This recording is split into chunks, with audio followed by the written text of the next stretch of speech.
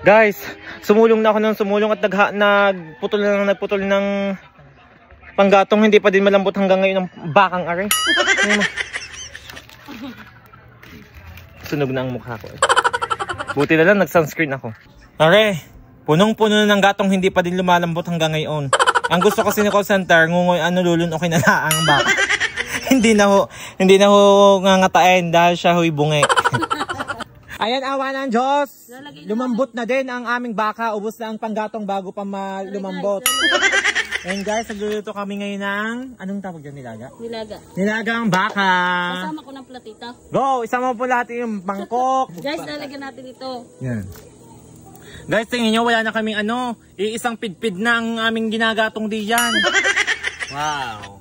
Malambot ng baka. So ngayon guys, kahit walang pa okasyon, ay kami ay nagkuha ng video okay at magliliwaliw. Magre-relax muna kami kahit wala kaming kaboses-boses. So guys, ito ang repoli. Yan. Kita-kita with niyo po. patis. Na pinalangoy.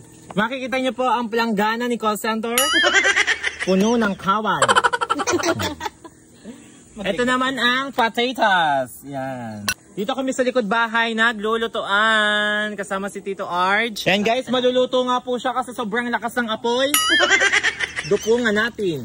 Iisang pidpid na. Kung kailan naman paluto na, ay saka nawala ng apoy.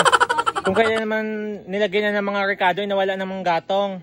Iilang pidpid na ari, kaya ari ay ililipat na lamang namin sa gasol ni call center. Ang laking tuwa sa amin. Hindi, doon po niluluto ang baboy na binili namin kay Kulot dahil hindi nangangain si Kulot ng baka. Si Kulot ay wala ngayon dahil nasa Tanawan siya, may binibili siya. At sinamahan niya ang kapatid niya sa pag-aasikaso ng papeles kasi lilipad yata sa ng bansa.